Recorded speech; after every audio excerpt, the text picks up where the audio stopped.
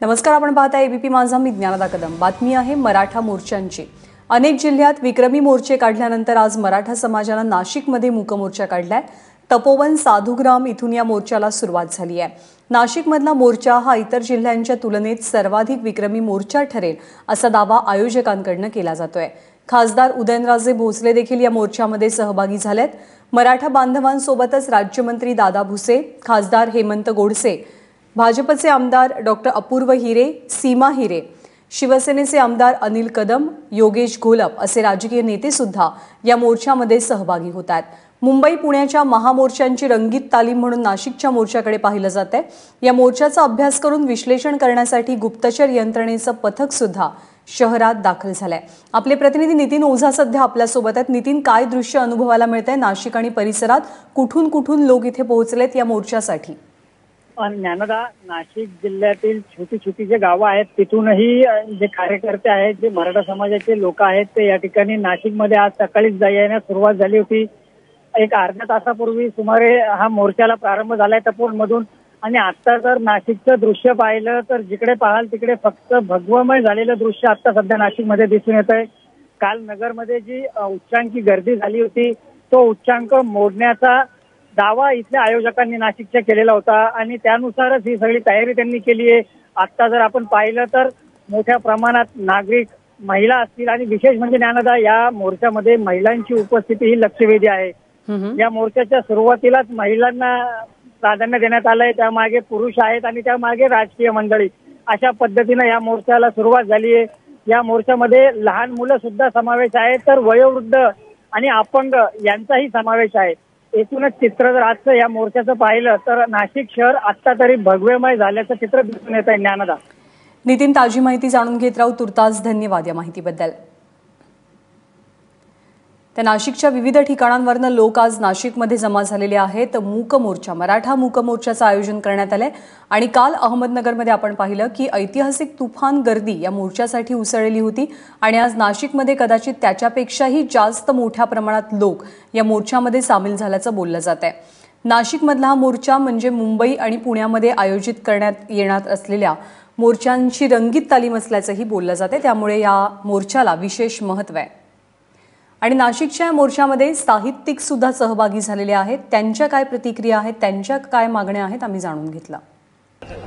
नाशिकच्या मराठा महामोर्चामध्ये जशी खाकीची वर्दी आहे तशी साहित्यिक गर्दी सुद्धा आहेत. माझ्यासोबत आता काही साहित्यिक आहे. खरं तर कुठल्याही मोर्चामध्ये अशा पद्धतीनं जाहीरपणे साहित्यिकांचा गट सहभागी होत नाही, परंतु नाशिकमध्ये हे घडलंय. आता माझ्या समोर जी सगळी लोक आहेत ही खरं तर नाशिक जिल्ह्यातले उत्तम कवी आहेत, लेखक आहेत, वाचटिकाकार आहेत, चारोळीकार आहेत. हे सगळे या मोर्चात सहभागी झाले आहेत. मी थोडीशी मोर्चा या साहित्यिकांच्या नजरेतनं तुमच्या समोर ठेवणार आहे. मला सांगा, तुम्ही सगळ्यांनी अगदी थोडक्यात आपल्या काही ओळी या मोर्चाच्या निमित्तानं सांगा. शेतकऱ्यांसाठीचा हा आक्रोश आम्ही आमच्या कवितेतून मांडतोय. उठ कुणब्याच्या लेकरा, आता झाला पुकारा. उठ कुणब्याच्या लेकरा, आता झाला पुकारा.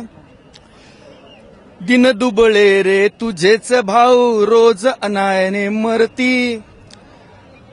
कधी कुणाला मिळे ना येथे, अशीच राहते माती. तूच त्यांचा सहारा, आता झाला पुकारा.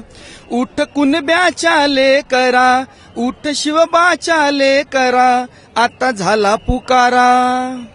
मला सांगा, तुम्ही काय बोल? खरं तर आत्मभानात येणारा हा मोर्चा आहे, साहित्यिकांना सुद्धा, जनतेला सुद्धा.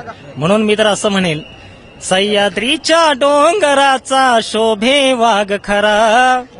सह्याद्रीच्या डोंगराचा शोभे वाघ खरा. महाराष्ट्राच्या मातीला या शुभाचा आसरा. झेंडा भगवा हाती धरा, मराठी माणूस शोभल खरा. खऱ्या अर्थानं हे शिक्षणाने आत्मभान दिलेली साहित्यिक पिढी याच्यामध्ये येते आहे.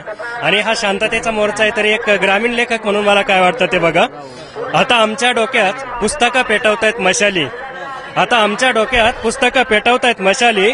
उडीत कुळीत पेरला वावरात, तरी क्रांतीची चुगावतात गाणी.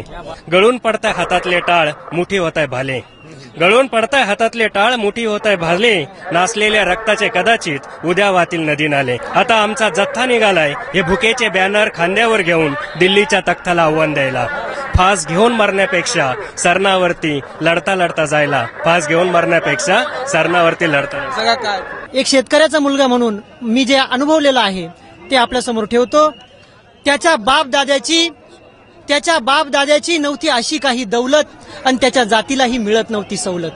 त्याच्या बाप दाद्याची नव्हती अशी काही दौलत आणि त्याच्या जातीलाही मिळत नव्हती सवलत. सांगा कधी न्याय मिळेल, हे सगळे असंख्य सामान्य लोक आहेत. सांगा कधी न्याय मिळेल कुणब्याच्या त्या जातीला. सांगा कधी न्याय मिळेल कुणब्याच्या त्या जातीला. ज्याने घाम गाळला फुलवला या मातीला. ज्याने घाम गाळला फुलवला या मातीला. मला वाटतं राज्यभरात ज्या पद्धतीने मराठा समाजाचे लाखोंचे मोर्चे निघताय याचं प्रतिबिंब साहित्यात उमटलं नसतं तरच नवल. नाशिकच्या साहित्यिकांनी या मोर्चेकऱ्यांच्या मराठा समाजातल्या मनातल्या अस्वस्थतेचा खऱ्या अर्थाने शब्दशः त्याला रूपांतर केलंय असं म्हटलं तर अतिशयोक्ती ठरणार नाही. कॅमेरामन किरण कटारेसह सागर वैद्य, एबीपी माझा, नाशिक.